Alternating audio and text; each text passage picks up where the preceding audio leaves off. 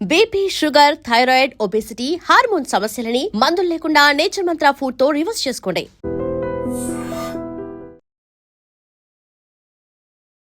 నమస్తే, నేను Kavitha. Welcome to I Dream news and నిజాలు.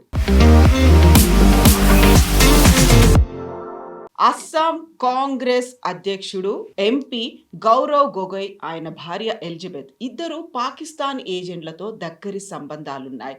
కేంద్రం వీరిపైన విచారణ జరిపించాలి అనేటువంటి తీవ్రమైనటువంటి ఆరోపణలు చేశారు అస్సాం ముఖ్యమంత్రి హిమంత బిశ్వ శర్మ. బట్ గౌరవ్ గొగోయ్ మాత్రం హిమంత మీదే ఆరోపణల అస్త్రాలు వేస్తున్నారు. అందులోనూ ప్రధానంగా భూ కుంభకోణాలకి హిమంత పాల్పడ్డారు. ఆ విషయాన్ని వెలుగులోకి తెచ్చినందుకే మా మీద ఇలాంటి దుష్ప్రచారం చేస్తున్నారు అనేటువంటి మాట. ఎవరికి ఎవరితో సంబంధాలు ఉన్నాయి? హిమంత నిజంగానే భూ కుంభకోణాలకు పాల్పడ్డారా? మనతో పాటుగా ఉన్నారు సీనియర్ జర్నలిస్ట్ సురేష్ కొచతిల్ గారు. సార్ నమస్తే. నమస్తే. సో హిమంత బిశ్వ శర్మ ఆయన ముందు నుంచి ఏం మాట్లాడినా కొంచెం కాంట్రవర్సీ అవుతుంది అనుకున్నారు. But for the first time తీవ్రమైనటువంటి ఆరోపణలు చేశారు. అది కూడా ఎప్పుడో సిట్ ఏర్పాటు చేశారు, 6 నెలలు దాటింది. ఇప్పుడు హిమంత ఎందుకు మాట్లాడుతున్నాడు అనే మాట గౌరవ్ గొగోయ్ అడుగుతున్నారు. ఎలక్షన్స్ వస్తుంది, మాట్లాడక తప్పని పరిస్థితి. వెస్ట్ బెంగాల్ ఎలక్షన్స్ రాబోతుంది. అది కూడా కాదు, దీనికన్నా ముందు ఎస్ఐటీ పెట్టినప్పుడు కూడా, స్పెషల్ ఇన్వెస్టిగేటింగ్ టీం పెట్టినప్పుడు కూడా ఆయన ఏమన్నారంటే వాళ్ళ రిపోర్టు మార్చ్ దాకా వచ్చేస్తుంది, నేను మార్చ్లో ఇది మొత్తం ఎక్స్పోజ్ చేస్తా అన్నారు. సో బహుశా రిపోర్ట్ కొన్ని రోజుల ముందు వచ్చేసి ఉంటుంది, ఇంకా పబ్లిక్లో రిలీజ్ చేయలేదు. ఆయనకు యాక్సెస్ ఉంటుంది యాజ్ అ సీఎం. వీళ్ళు నడిమిట్లో ఉన్న గొడవ కవిత గారు ఇప్పుడు మొదలు కాలేదు. హిమంత బిశ్వ శర్మ అండ్ గౌరవ్ గొగోయ్ వాళ్ళ ఫాదర్ తరుణ్ గొగోయ్ ఎప్పుడు ఆర్చ్ ఎనిమీస్ ఉండే కాంగ్రెస్లో. ఇద్దరికి పడదు. మీకు గుర్తుంటుంది, ఈయన పార్టీ నుంచి బయటికి రావడానికి కారణం గొగోయ్ ఫ్యామిలీ, ఎస్పెషలీ తరుణ్ గొగోయ్. అప్పుడు ఆయన సీఎంగా కూడా ఉన్నారు. కరెక్ట్. ఒకరోజు రాహుల్ గాంధీ దగ్గర వీళ్ళిద్దరి గొడవ చాలా పైదాకా వెళ్ళిపోయింది వితౌట్ ఎనీ రెజల్యూషన్. అప్పుడు రాహుల్ గాంధీ దగ్గర ఒక మీటింగ్ అడిగారు హిమంత బిశ్వ శర్మ, సీనియర్ కాంగ్రెస్ లీడర్ అస్సాం నుంచి. సరే అని చెప్పి రాహుల్ గాంధీ పిలిపించి 3 రోజులు వెయిట్ చేయించాడు అస్సాం భవన్లో. దానికోసం ఒకరోజు రమ్మన్నారు. వచ్చినప్పుడు రాహుల్ గాంధీ కుక్కకి బిస్కెట్లు తినిపిస్తున్నాడు, డాగ్ బిస్కెట్స్. అంతా అయిపోయిన తర్వాత అది కుక్క తింటుంది, ఇంత మాట్లాడుతున్నాడు అనుకుంటే మాట్లాడలేదు, కుక్క దగ్గర మాట్లాడుతున్నాడు. అంటే ఈయన ఇగ్నోర్ చేసినట్ల. పిడియా అప్పుడు ఏదో పేరు కూడా వచ్చింది. సో దాని తర్వాత అదే కుక్కల బిస్కెట్ తీసి దాంట్లో కొన్ని హ్యూమన్ బిస్కెట్స్ వేసి గౌరవ్ గొగోయ్కి ఇచ్చారంట అదే ప్లేట్లో. ఆయనకు కోపం వచ్చింది, మాట్లాడకుండా బయటికి వెళ్ళిపోయి డైరెక్ట్ బీజేపీలో జాయిన్ అయిపోయాడు. దట్ డే గౌరవ్ గొగోయ్ అన్నారు హిమంత బిశ్వ శర్మ. సారీ. సో ఆ రోజు ఈ బిస్కెట్ హిమంత బిశ్వ శర్మ గారికి తినిపించినప్పుడు, ఇక్కడ కట్ చేయాలండి ఇది, ఓకే. ఆ రోజు హిమంత బిశ్వ శర్మ గారికి బిస్కెట్లు పెట్టడానికి ఏం చేశారంటే అదే ప్లేటు, ఏది కుక్కకి పెట్టిన బిస్కెట్ ప్లేటు రాహుల్ గాంధీ 3 రోజుల తర్వాత పిలిచి మీటింగ్లో ఏం మాట్లాడకుండా ఆయన్ని ఈ బిస్కెట్ ఇచ్చినప్పుడు హిమంత బిశ్వ శర్మ గారికి కోపం వచ్చి పార్టీ విడిచి వెళ్ళిపోయినారు. అదే రోజు సాయంత్రం బీజేపీలో జాయిన్ అయ్యండి. దాని తర్వాత హిస్టరీ మొత్తం మారిపోయింది అస్సాంతో, మీకు తెలిసిందే. అస్సాం పొలిటిక్స్ అనేది చాలా కాంప్లికేటెడ్ పొలిటిక్స్. ఎవరు అస్సాంని కంట్రోల్ చేస్తారో వాళ్ళు యూజువలీ నార్త్ ఈస్ట్ కూడా కంట్రోల్ చేస్తారు. 7 సిస్టర్స్ నార్త్ ఈస్ట్ అంటాం మనం. ఎందుకంటే అస్సాం నుంచి అన్ని యాక్సెస్ ఉంటుంది, మీకు రెవెన్యూ యాక్సెస్ ఉంటుంది, ఫిజికల్ మూమెంట్ యాక్సెస్ ఉంటుంది, అది కూడా సెక్యూరిటీ యాక్సెస్ ఉంటుంది. నాకు ఇప్పుడు కూడా గుర్తుంది, నేను కాజిరంగా నేషనల్ పార్క్లో ఒక మెడికల్ క్యాంప్కి వెళ్ళినప్పుడు చాలా సంవత్సరాల ముందు, ఐ థింక్ 2016 అనుకుంటాను, వెళ్ళినప్పుడు అక్కడ సెక్యూరిటీ ఎంత టైట్ ఉంటుందంటే గౌహాటీ ఎయిర్పోర్ట్ నుంచి మీరు బయటికి రాగానే మిమ్మల్ని 10 ప్లేసెస్లో చెక్ చేస్తారు పోలీసు. అంత సెన్సిటివ్ అయిన స్టేట్ ఉండేది. అక్కడి నుంచి ఇప్పుడు చూడండి అస్సాం చాలా మట్టుకు కూల్ అయిపోయింది కంప్లీట్గా. ఇప్పుడు అఫ్కోర్స్ ఇన్నర్ లైన్ పర్మిట్ అని ఒక పర్మిట్ ఇప్పుడు కూడా ఉంది చాలా చోట్లలో, ఇంక్లూడింగ్ నార్త్ ఈస్ట్.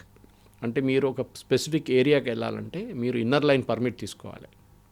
అంటే నేను ఇక్కడ ఏరియాకి వెళ్తున్నాను, ఈ ఏరియాలో ఇన్ని రోజుల నుంచి ఇన్ని రోజుల దాకా ఉంటాను, నా ఆధార్ కార్డ్ డీటెయిల్స్ ఇది మొత్తం ఇస్తే వాళ్ళకి ఇన్నర్ లైన్ స్టాంప్ ఇస్తారు.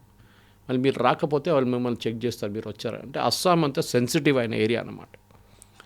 అస్సాంలో కూడా మీకు గుర్తుంటుంది, హిమంత బిశ్వ శర్మ వచ్చాక చాలా ముందు, ఈవెన్ తరుణ్ గొగోయ్ కన్నా ముందు అస్సాంలో Prafulla Kumar Mahanta was a big figure.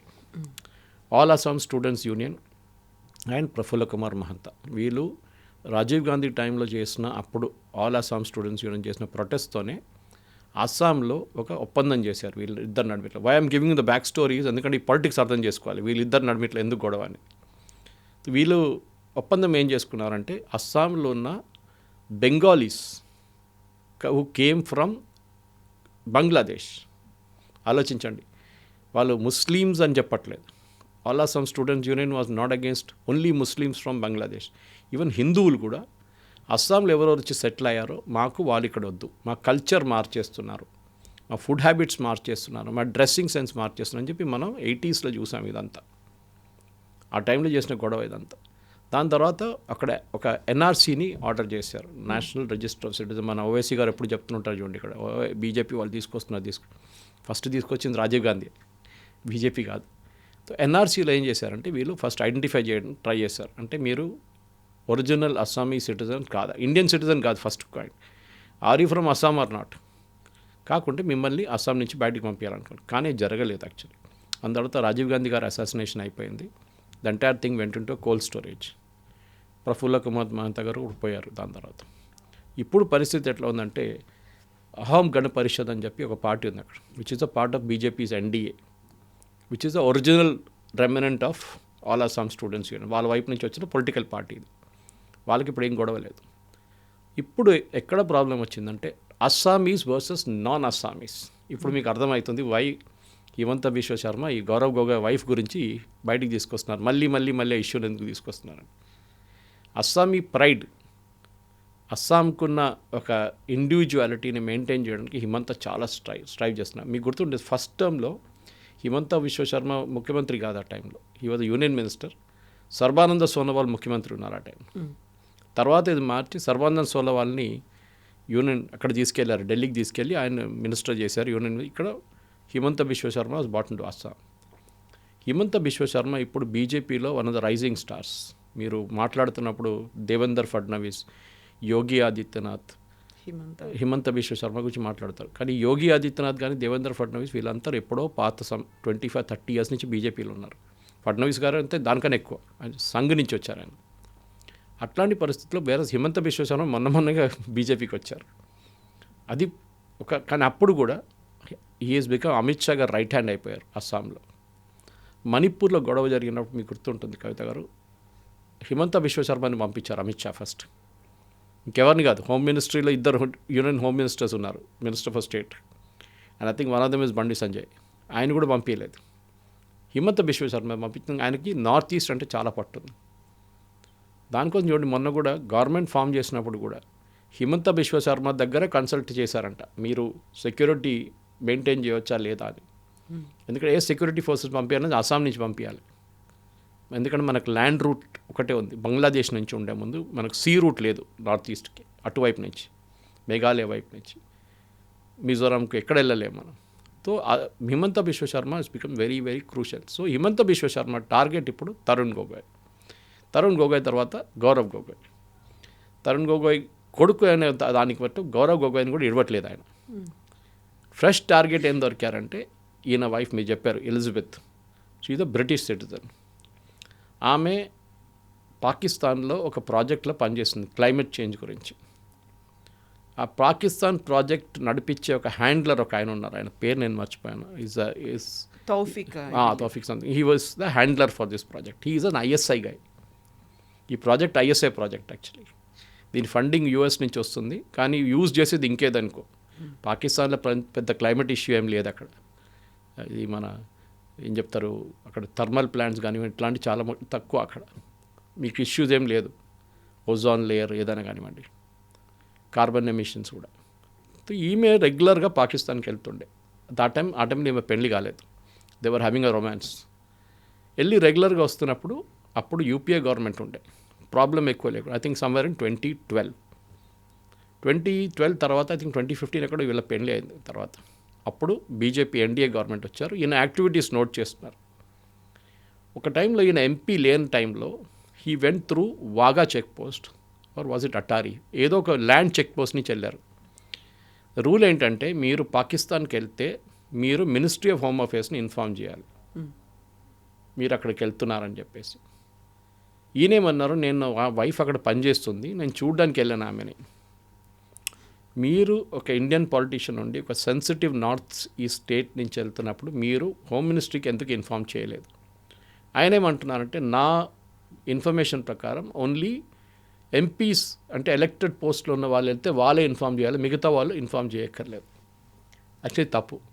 You have to inform. అది ఎవరైనా కానీ నేను కూడా పాకిస్తాన్కి వెళ్తే మనం ఇన్ఫామ్ చేయాల్సింది union home minister. In fact Pakistani citizens ఇండియాకి వస్తే, ఇప్పుడు మీ దగ్గర పాకిస్తాన్ నుంచి ఎవరైనా వచ్చారనుకోండి మీ ఇంట్లో ఉండడానికి, you are suppose to inform the special branch.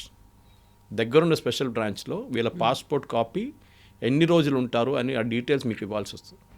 హోటల్లో ఉన్నారనుకోండి, హోటల్ వాళ్ళు ఇన్ఫామ్ చేస్తారు స్పెషల్ బ్రాంచ్ని. ఇన్ఫ్యాక్ట్ వాళ్ళు వచ్చి చెక్ చేస్తారు ఫిజికల్గా ఈ మనిషి ఉన్నాడా లేదా ఇక్కడ అని చెప్పేసి. అది కూడా రెస్ట్రిక్షన్ పెడతారు వాళ్ళకి. మీరు హైదరాబాద్ ఇక్కడ వెళ్ళొచ్చు, ఇక్కడ వెళ్ళకూడదు. అది కొన్ని ఏరియాస్ ఉంటుంది, కంచన్ బాగ్ వైపు, డిఆర్డిఎల్ అక్కడ వెళ్ళకూడదు. మీరు హెచ్ఏఎల్ బాల్నగర్ వైపు, హెచ్ఏఎల్ ఇస్రో ఉంది అక్కడ ప్రాజెక్ట్, అక్కడ వెళ్ళకూడదు. సో సర్టన్ సెన్సిటివ్ ప్లేసెస్కి వాళ్ళు వెళ్ళనియరు అనమాట. సో తరుణ్ గొగోయ్ ఇష్యూలో వచ్చినప్పుడు, దాంతో గౌరవ్ గొగోయ్ ఇష్యూకి వచ్చినప్పుడు కూడా హిమంత బిశ్వ శర్మకి అప్పటి నుంచి గొడవ ఉంది. సో ఎలిజబెత్ పెళ్లి తర్వాత కూడా ఆమె పాకిస్తాన్ వెళ్ళడం రెగ్యులర్. ఆమె పేమెంట్స్, శాలరీ పేమెంట్స్ ఒక ఇండియన్ బ్యాంక్ అకౌంట్కి వస్తుండే ముందు. అక్కడి నుంచి సడన్గా అది బ్రిటిష్ బ్యాంక్ అకౌంట్కి ట్రాన్స్ఫర్ అయిపోతుంది ఒకటే రోజులో. ఇది ఒక డౌట్ వచ్చింది హిమంత బిశ్వ శర్మ. ఆయన ఏం చేశారంటే ఒక స్పెషల్ ఇన్వెస్టిగేటింగ్ టీమ్ని పెట్టారు. ఆ ఇన్వెస్టిగేటింగ్ టీం ఇప్పుడు మార్చ్ దాకా రిజల్ట్స్ వాళ్ళ రిపోర్ట్ రావాలంటే బహుశా ఆయన ముందు వచ్చేసారు, అదే నేను ఇన్ఫర్ చేస్తున్నాను. దాంట్లో వచ్చిన ఫైండింగ్సే హిమంత బిశ్వ శర్మ మాట్లాడుతున్నారు. గౌరవ్ గొగోయ్ అంటున్నారు ఇప్పుడు ఎందుకు మాట్లాడుతున్నారు, ఇప్పుడు ఎలక్షన్ వస్తుంది కదా అదే టైం దొరికిందా మీకు మాట్లాడడానికి. కానీ నేను డినై చేయట్లేదు.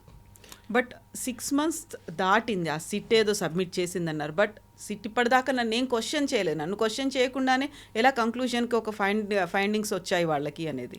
ఇనీషియలీ క్వశ్చన్ చేశారు, కానీ అది ప్రిలిమినరీ క్వశ్చనింగ్ ఉండే. డీటెయిల్ క్వశ్చనింగ్ తర్వాత పిలుస్తా అన్నారు. కానీ వాళ్ళ దగ్గర చాలా మటుకు డాక్యుమెంట్స్ దొరికిందంట. సో ఆ డాక్యుమెంట్స్ దొరికిందంటున్నారు. ఇవాళ ఏమంటున్నారు, మేము ప్రిలిమినరీ క్వశ్చనింగ్ చేసేసాం, మాకు ఎంత కావాలో ఇన్ఫర్మేషన్ వచ్చేసిందంట. Well that is a disputable point. ఎందుకంటే ఒక మనిషిని క్వశ్చన్ చేయడానికి మీరు 5 నిమిషాలు చేయవచ్చు, 5 గంటల సేపు కూడా తీసుకోవచ్చు. మీకు కాగితాలు ఏమేమి దొరికింది అది important. Wagah check post cross చేసినప్పుడు వీళ్ళకి ఇన్ఫర్మేషన్ వచ్చింది that is cross Wagah check post in Pakistan. అక్కడ వెళ్ళి 10-15 రోజులు ఉన్నారు. 4 days అని తీసుకున్నారు. ఫస్ట్ ఎందుకు వెళ్ళారు, అక్కడ ఏం చేశారు? ఆయన అంటారు మా వైఫ్ని కలవడానికి వెళ్ళి అంటున్నారు. మీ వైఫ్ అక్కడ ఏం చేస్తుంది పాకిస్తాన్లో? That too when you're from as very sensitive north eastern state bordering Arunachal Pradesh and bordering CM కొడుకుగా వెళ్ళారు అప్పుడు. సో దట్ ఈస్ ఇదే పెద్ద క్వశ్చన్ వస్తుంది. దానికంటే నిన్న ఒక లీక్డ్ రిపోర్ట్ అని చెప్పొచ్చు మనం. అది he is accusing Himanta of releasing it. Actually Himanta Biswa శర్మకి దాంట్లో రోల్ లేదు. యూనియన్ హోమ్ మినిస్ట్రీ నుంచి ఒక లెటర్ సోషల్ మీడియాలో మొత్తం వైరల్ అవుతుంది. అది దాంట్లో ఏం చెప్పారంటే గౌరవ్ గొగోయ్కి ఒక కూతురు కొడుకున్నారు, ఇద్దరు మైనస్. దాంట్లో కొడుకు సిటిజన్షిప్ రినౌన్స్ చేశారంట. That he renounce the Indian citizenship, అంటే వాళ్ళ పాస్పోర్ట్ సరెండర్ చేశారంట. అంటే భారతదేశ పౌరసత్వం కాదు ఇప్పుడు, కాదు, వాళ్ళు బ్రిటిష్ పౌరులు ఇప్పుడు. గౌరవ్ గొగోయ్ కూతురు was born in Britain, so ఆమెకి ఆటోమేటిక్గా బ్రిటిష్ సిటిజన్షిప్ వచ్చేస్తుంది. ఇద్దరిని ఎందుకు బ్రిటిష్ సిటిజన్షిప్గా ఉంచుకున్నారు? ఏదైనా రీజన్ ఉండొచ్చు. రేపు వీళ్ళు అక్కడ షిఫ్ట్ చేయడానికి ప్లాన్ చేస్తున్నారో, లేకుంటే తీసుకోకపోతే మళ్ళీ ఆ సిటిజన్షిప్ దొరకకపోవచ్చో, కీర్ స్టామర్ ఏదో కొత్త రూల్స్ తీసుకొస్తున్నారు.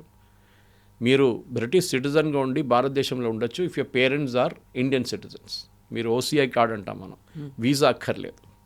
సర్టన్ నెంబర్ డేస్ భారతదేశంలో ఉండాలి, అదొకటే రూల్ ఉంటుంది. బయట ఎన్ని రోజులు ఉండాలని రూల్ ఉంటుంది అన్నమాట. సో ఈ ఇన్వెస్టిగేషన్లోనే ఇదంతా బయటకు వచ్చింది కవిత గారు. సో ఇప్పుడున్న రూల్స్ ప్రకారం గౌరవ్ గొగోయ్ ఈ ప్రశ్నలకి జవాబు ఇవ్వాల్సిందే. ఎందుకు పిల్లల పాస్పోర్ట్ సరెండర్ చేశారా? ఆయన డినై చేయట్లేదు. ఆయన ఏమన్నారంటే ఇవాళ కూడా నేను ఇప్పుడే చూశాను, ఒక వీడియో చూశాను ఆయనది. హిమంత బిశ్వ శర్మ చిన్న పిల్లల ఇన్ఫర్మేషన్ పబ్లిక్ డొమైన్లో పెట్టిండ్రు. It comes under the juvenile justice act. So action should be taken against him. Correct, దాంట్లో డౌట్ లేదు. పిల్లల ఇన్ఫర్మేషన్ ఎప్పుడు పబ్లిక్ డొమైన్లో పెట్టకూడదు. అది హిమంత బిశ్వ శర్మ పెట్టారా ఇంకెవరైనా పెట్టారో తెలియదు. ఎందుకంటే దీనికన్నా ముందు కూడా బంగ్లాదేశ్లో వ్యతిరేకంగా మియాంకో మారేంగే అని చెప్పి ఒక స్టేట్మెంట్ చేసిన తర్వాత ఆయన వ్యతిరేకంగా చాలా కేసులు వచ్చినాయి. దాని తర్వాత ఒక యానిమేటెడ్ వీడియో ఒక బీజేపీ సోషల్ మీడియా కన్వీనర్ అస్సాంలో రిలీజ్ చేశారు. అది పెద్ద గొడవ అయింది దాని తర్వాత. అండ్ దట్ కన్వీనర్ని పార్టీ నుంచి తీసేశారు. ఇవాళ పొద్దున స్టేట్మెంట్ వచ్చింది బీజేపీది. He has been expelled from the party for putting that video. అదే వీడియోలో అట్లాంటి మోదీ గారు వ్యతిరేకంగా చాలా ఇస్తారు వీళ్ళు. కానీ కాంగ్రెస్ వైపు నుంచి ఇవాళ దాకా కేరళ కాంగ్రెస్ ఫర్ ఎగ్జాంపుల్ అన్నిటికంటే మోస్ట్ డిస్టర్బింగ్ వీడియోస్ వేసేది కేరళ ఐఎన్సీ కేరళ అని చెప్పి ఒక హ్యాండిల్ ఉంది ట్విట్టర్లో. మోదీ గారు వ్యతిరేకంగా చాలా ఏం చెప్తారు, థర్డ్ రేట్ అలిగేషన్స్ చేస్తారు వాళ్ళని ఎప్పుడు దాకా ఎవరేం చేయలేదు. Anyway, that is not a subject of the debate. ఇప్పుడు ఏం జరుగుతుందంటే, ఇప్పుడు ఈ ఇన్వెస్టిగేషన్ రిజల్ట్స్ బయటికి తీసుకొస్తే నా అంచనా కరెక్ట్ అయితే కవిత గారు జస్ట్ బిఫోర్ ఎలక్షన్స్ రిలీజ్ చేస్తారు ఇది, దాని ఇంపాక్ట్ క్రియేట్ చేయడానికి. Just before elections Himanta Biswa Sharma SIT findings release చేస్తారు. దాని తర్వాత పొలిటికల్ గొడవ ఉంటుంది, ఎలక్షన్స్ హీట్లో వెళ్ళిపోతుంది. అది వీళ్ళు ఇట్లా చేశారని చెప్పేసి చూద్దాం. ఇప్పుడు నా అంచనా ప్రకారం మై క్యాల్కులేషన్ ఇస్ గౌరవ్ గొగోయ్కి ఒక ఎక్స్ప్లెనేషన్ ఇవ్వాల్సింది ఏంటంటే, వాళ్ళ వైఫ్ ఇండియన్ సిటిజనా బ్రిటిష్ సిటిజనా, దట్ ఈస్ ఫస్ట్. వాళ్ళ పిల్లలు పాస్పోర్ట్ ఎందుకు సరెండర్ చేశారు. ఇప్పుడు మొన్న ఆర్గనైజర్లో ఒక ఆర్టికల్ చూశాను నేను, 4 రోజులు అవుతుంది ఆర్టికల్ వచ్చి. దాంట్లో రాశారంటే ఈ పిల్లలు వాళ్ళ రిలీజియన్ కూడా మార్చుకున్నారంట, క్రిస్టియానిటీ కన్వర్ట్ అయిపోయారంట. So the question now is, Gaurav Gogoi కూడా కన్వర్ట్ చేసుకున్నారా? పిల్లలు ఒకరే కన్వర్ట్ చేయరు కదా, వాళ్ళ వైఫ్ ఇస్ అ క్రిస్టియన్, వాళ్ళకు she has every right to demand. Sonia Gandhi భారతదేశానికి వచ్చి పెళ్ళైన తర్వాత ఎన్నో సంవత్సరాల తర్వాత ఇండియన్ సిటిజన్ తీసుకున్నారు. ఆమె వ్యతిరేకంగా కూడా కేసు నడుస్తుంది ఒకటి ఢిల్లీలో, దట్ షీ హాస్ ఎన్రోల్ చేశారు ఆమెను as a voter and she was not an Indian citizen అని చెప్పేసి.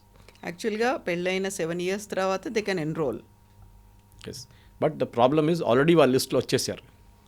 సో లిస్ట్లో వచ్చినప్పుడు వాళ్ళు ఏమంటుంది, మీరు ఇండియన్ సిటిజన్ లేనప్పుడు ఎట్లా మీరు ఎలక్ట్రల్ రోల్లో వచ్చారంటే, ఆమె ఏమంటుందంటే సోనియా గాంధీ నాకు తెలియదు, ఎవరో వేశారు లిస్ట్లో, నేనేం చేయాలంటున్నారు. ఆబ్వియస్లీ షీ వాజ్ ద అప్పుడున్న ప్రధానమంత్రి Indira Gandhi daughter in law.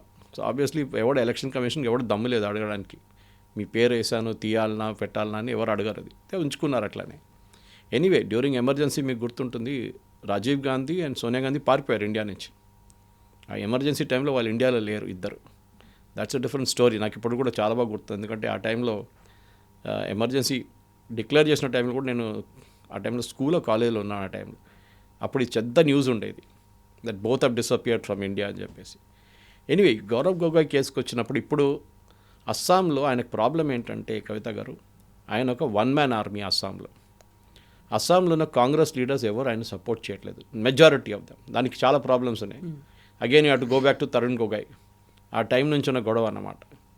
Congress అస్సాంలో ఎందుకు వీక్ అయిందంటే, ఒకటి AIUDF Muslim party, Bangladesh Muslim party north అస్సాంలో వాళ్ళకు ఒక 27 సీట్లు, 27 నుంచి 29 సీట్ల దాకా వాళ్ళకి ఇన్ఫ్లుయెన్స్ ఉంది అక్కడ. Badruddin Ajmal is the leader. వాళ్ళు ఎప్పుడు ఎలక్షన్ అక్కడి నుంచి 25-26 సీట్లు గెలుస్తారు వాళ్ళు. హిమంత బిశ్వ శర్మ ఎప్పుడో చెప్పారు, ఇట్ ఈస్ అనదర్ బంగ్లాదేశ్ అని చెప్పారు. దానికోసం అక్కడి నుంచి మియాస్ని మొత్తం క్లియర్ చేస్తారని చెప్పారు. కానీ ఈసారి అన్నిటికంటే తక్కువ అస్సాంలో స్పెషల్ ఇంటెన్సివ్ రివిజన్ జరగలేదు. అస్సాంలో జరిగింది special revision. This are huge difference. అది ఎందుకు జరగలేదని చెప్పి సుప్రీంకోర్టుకి వెళ్ళారు వీళ్ళందరూ కలిసి. మిగతా అన్ని చోట్లలో మీరు ఎస్ఐఆర్ చేసిన అస్సాంలో ఒకటే ఎందుకు చేయట్లేదు. అప్పుడు యూనియన్ గవర్నమెంట్ క్లారిఫై చేశారు, ఎలక్షన్ కమిషన్ క్లారిఫై చేశారు. అస్సాంలో national register for citizens already implement చేశారు. దాంట్లోనే సిటిజన్స్ ఎవరు, నాన్ సిటిజన్స్ ఎవరు అని తెలిసిపోయింది. In fact Zakir Hussain grandson కూడా నాన్ సిటిజన్గా డిక్లేర్ అయ్యారు, మరి పాత రాష్ట్రపతి గారు. Okay, because he didn't have papers prove చేయడానికి అనమాట. ఆయన ఎక్కడి నుంచి వచ్చారో ఎవరికి తెలియదు. Grandson, but Zakir Hussain grandson. ఇట్లా చాలా మట్టుకు అస్సాంలో క్లియర్ అయిన తర్వాత ఎస్ఐఆర్ బదులు ఎస్ఆర్ చేశారు, విచ్ ఇస్ గుడ్ ఇనఫ్. కానీ 15 లక్షల మంది ఇప్పుడు ఎలక్ట్రల్ రోల్ నుంచి తీసేశారు. ఇవాళ ఫైనల్ లిస్ట్ వచ్చింది. సో అస్సాంలో అంత పెద్ద గొడవ లేదు ఇప్పుడు ఎలక్షన్ లిస్ట్లో. కానీ వెస్ట్ బెంగాల్లో ఉంది, మీకు తెలిసింది అది. ఇప్పుడు జరగబోయేది ఏంటంటే, ఈ గౌరవ్ గొగోయ్కి వచ్చే రోజుల్లో ఇట్లాంటి డైలీ లీక్స్ బయటకు రావడం మొదలు పెడితే ఒక క్వశ్చన్ ఆబ్వియస్లీ బయటకు వస్తుంది. మీ మిస్సెస్ ఎలిజబెత్ గొగోయ్ ఇండియన్ కాదా? Religion wise she can be anything. She can be a Christian, she can be Hindu, she can be Buddhist, ఏదైనా ఆమె చాయిస్ అది. మీ హస్బెండ్ హిందూ ఉండొచ్చు, మీరు క్రిస్టియన్ ఉండొచ్చు, అది దట్ ఈస్. కానీ అస్సాంలో పొలిటిక్స్లో అది పెద్ద గేమ్ ఆడతారు అది అక్కడ. ఎందుకంటే అక్కడ చాలా మటుకు నార్త్ ఈస్ట్ అనేది ఒక 15 సంవత్సరాల ముందు దాకా కవిత గారు మీకు గుర్తుంటుంది, బీజేపీ లేకుండే అక్కడ. BJP was nowhere. Nagaland is a Christian country, Christian state, 95% Christians ఉన్నారు అక్కడ. మిజోరాం, మణిపూర్లో కూడా అక్కడ లోకల్ పార్టీస్ చూసుకున్నారు. ఇట్లాంటి చాలా మట్టుకు అరుణాచల్ ప్రదేశ్ కూడా అంతే. ఇప్పుడు చూడండి బీజేపీ ప్రతి చోట్ల బీజేపీకి ప్రెజెన్స్ ఉంది అక్కడ, including the disturb state of Manipur, అక్కడ కూడా చూసాం మనం.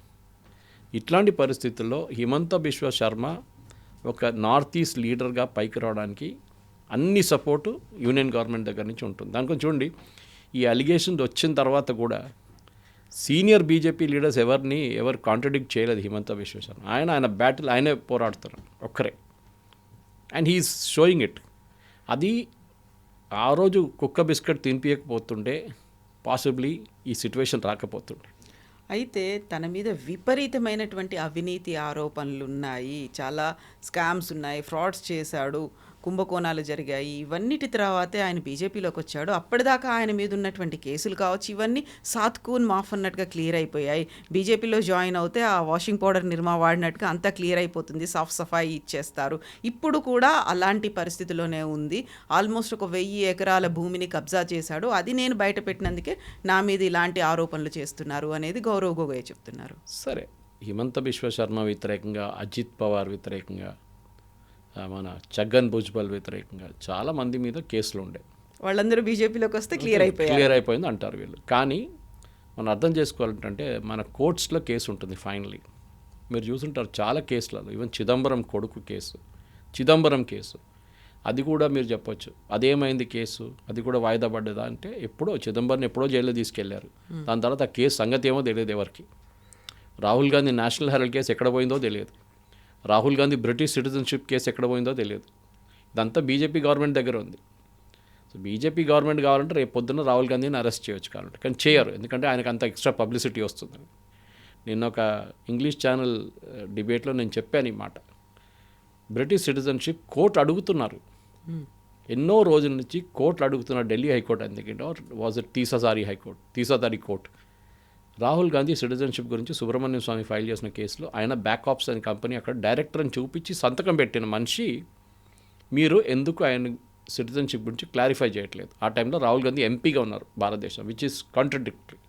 మన దగ్గర కూడా ఒక ఎంపీని మీకు గుర్తుంటుంది, ఆయన జర్మన్ సిటిజన్షిప్ ఉందని చెప్పి మన ఎమ్మెల్యేని అనుకుంటారు, ఎమ్మెల్యేని ఒకరిని తీసేశారు, డిస్క్వాలిఫై చేశారు తెలంగాణలో. ఇదే ప్రాబ్లం ఉంటుంది. సో ఈ పరిస్థితుల్లో ఈ హిమంత బిశ్వ శర్మ వ్యతిరేకంగా ఉన్న ఆరోపణల్ని ప్రూవ్ చేయాల్సింది కాంగ్రెస్ వాళ్ళు. They have to go to the court and court దగ్గర చెప్పాలి, ఈయన మీద ఆరోపణలు మీరు ఏం చేస్తున్నారు, కోర్టులో ఏం నడవట్లేదా, 1 సంవత్సరం అయింది, 2 సంవత్సరాలు అయింది. కరెక్ట్, చాలా ఒపీనియన్స్ ఏంటంటే ఒక టైం మీరు బీజేపీ వైపు వచ్చేస్తే మీ మొత్తం వాషింగ్ మిషన్ నిర్మాణం చెప్పేసి క్లీన్ అయిపోతుంది అన్నమాట. అది కాదు, ఇక్కడ ఒక వైపు చూడాల్సింది మనం. సుప్రీంకోర్టు కాంగ్రెస్ హయాంలో, మన్మోహన్ సింగ్ హయాంలో ఒక వర్డ్ యూజ్ చేస్తారు, gilded parrot in a cage, పంజరంలో చిలుక. సిబిఐని వీళ్ళు బయటికి వెళ్ళనీయలేదు ఆ టైంలో. 2G, కోల్, అగస్టా వెస్ట్ల్యాండ్, చాలా స్కామ్లు ఉండే ఆ టైంలో. కామన్వెల్త్ గేమ్ స్కామ్, ఏ స్కామ్ కూడా ఒక ప్రాసిక్యూటింగ్ లెవెల్కి వెళ్ళలేదు. మోదీ గవర్నమెంట్ తర్వాత వచ్చిన తర్వాత 2Gలో ఒక ప్రాసిక్యూషన్కి వెళ్ళింది, కానీ దాని టెక్నికాలిటీ మీద కొట్టుపడేశారు ఆ కేసు. కానీ ఇప్పుడు కూడా ఉంది, ఎక్కడికి వెళ్ళలేదు. అక్కడ కూడా బీజేపీని తప్పుపడుతున్నాను నేను. మీరు హిమంత బిశ్వ శర్మ వ్యతిరేకంగా కేసు ఉంటే దాన్ని న్యాచురల్ ప్రోగ్రెషన్లో వెళ్ళకండి, ఆయన చూసుకుంటారు. దానికి అమిత్ షా హెల్ప్ లేకుంటే మిగతా వాళ్ళ హెల్ప్ అక్కర్లేదు. He's a chief minister in his own right. ఆయన బ్యాటిల్ ఆయన. మీరు అదే గౌరవ్ గొగోయ్ అడగాల్సింది, సరే okay there is a case correct కదా, మీరు కోర్టుకి ఎందుకు వెళ్ళట్లేదు? As a citizen you can go to the court and say, ఈ 2 సంవత్సరాలు అయింది కేసు, ఏమైంది అంటే వాళ్ళు న్యాచురల్లీ కోర్టు ఆర్డర్ ఇస్తారు, ఎస్ వాట్ హ్యాపెండ్ అని అడుగుతారు. అది లేదు కదా. ఇప్పుడు ఎస్ఐటి పెట్టారు గౌరవ్ గొగోయ్ వ్యతిరేకంగా, ఈ కూడా gone to the court and said నా వ్యతిరేకంగా ఫేక్ ఎఫ్ఐఆర్ వేస్తున్నారు, ఫేక్ కేసులు వేస్తున్నారు అని చెప్పి కోర్టుకి వెళ్తే కోర్టు చూస్తారు, కాయిదాలు చూస్తారు, బేసిక్ ప్రైమా ఫేసీ అంటారు దాన్ని. ప్రైమా ఫేసీ చూసి ఓకే ఏం లేదు దీంట్లో అని చెప్పి కొట్టిపడేస్తారు.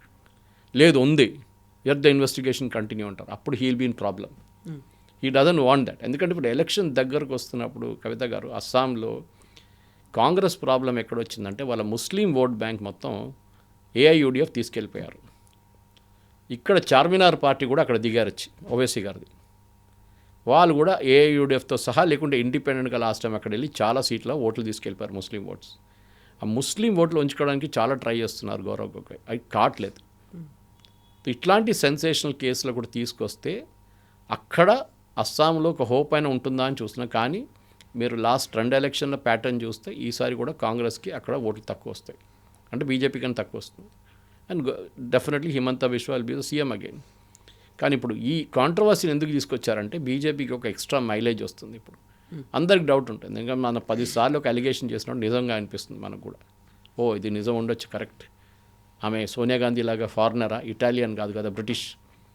ఈయన ఇంత సెన్సిటివ్ ఏరియాలో ఉన్న ఆయన మనిషి, వాళ్ళ వైఫ్ ఎందుకు ఇప్పుడు కూడా బ్రిటిష్ సిటిజన్షిప్ తీసుకుంది, ఆమె ఇండియన్ సిటిజన్షిప్ ఎందుకు తీసుకోలేదు. ఈయనేమో తీసుకున్నారంటున్నారు, అక్కడ పాస్పోర్ట్ ఆఫీస్ వాళ్ళు ఏమంటున్నారు సరెండర్ చేశారు అంటారు పిల్లలది.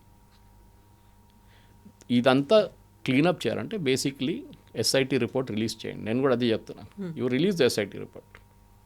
దూద్ పానీ కా పానీ అంటారు హిందీలో, క్లీన్ అయిపోతుంది ఏదైనా కానీ, కాదు చేయట్లేదు. That is where the entire problem అక్కడే వస్తుంది అన్నమాట. ఇంకా ఉంది దీనికి కథ, ఇంకా స్టోరీ మీద స్టోరీ ఇంకా హై, బాకీ అవి బహుత్ బాకీ హై, పిక్చర్ అవి బాకీ హై. ఎందుకంటే గౌరవ్ గొగోయ్ని హిమంత బిశ్వ శర్మ కూర్చొనియరు ఇక్కడి నుంచి. ఈయన మీద ఆరోపణ చేశారు చూడండి, ఆయన మీద ఆరోపణ చేస్తారు.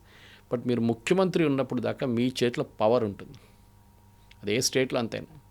కేసీఆర్ గారు ఉన్నప్పుడు రేవంత్ రెడ్డిని నీళ్ళు తాగిపించాడు, okay cash for vote scam అని చెప్పేసి. రేవంత్ రెడ్డి వచ్చినప్పుడు కేసీఆర్ని తిప్పుతున్నారు. ఇప్పుడు ఇదంతే పాలిటిక్స్.